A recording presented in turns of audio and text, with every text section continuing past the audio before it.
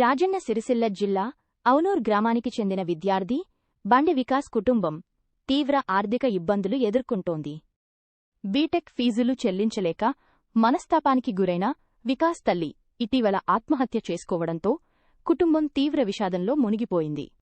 ఈ విషయం తెలుసుకున్న జ్యోతిష్మతి విద్యాసంస్థల చైర్మన్ జువ్వాడి సాగర్రావు మానవతా దృక్పథంతో ముందుకు వచ్చారు.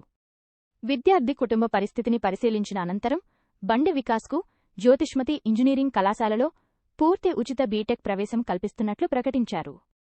ఈ సందర్భంగా జువ్వాడి సాగర్రావు మాట్లాడుతూ ఆర్థిక ఇబ్బందులు ఏ విద్యార్థి చదువుకు అడ్డంకి కాకూడదని, సమాజానికి ఉపయోగపడే యువతను తీర్చిదిద్దడమే తమ లక్ష్యమని అన్నారు. విద్యార్థుల విజయమే తమ సంస్థ విజయమని ప్రతిభ ఉన్న ప్రతి విద్యార్థికి అండగా నిలుస్తామని తెలిపారు. చైర్మన్ తీసుకున్న నిర్ణయంపై విద్యార్థి బండి వికాస్ భావోద్వేగానికి గురయ్యాడు. తన చదువును కొనసాగించే అవకాశం కల్పించిన చైర్మన్ జువ్వాడి సాగర్రావు జ్యోతిష్మతి విద్యాసంస్థల సెక్రటరీ జువ్వాడి సుమిత్ సాయిలకు జీవితాంతం రుణపడి ఉంటానని కృతజ్ఞతలు తెలిపారు. చైర్మన్ నిర్ణయాన్ని గ్రామ సర్పంచ్, స్థానిక ప్రజలు, విద్యార్థులు, తల్లిదండ్రులు అభినందించారు. నిరుపేద విద్యార్థులకు విద్య రూపంలో చేయూతనందిస్తూ జ్యోతిష్మతి విద్యాసంస్థలు సమాజానికి ఆదర్శంగా నిలుస్తున్నాయని కొనియాడారు.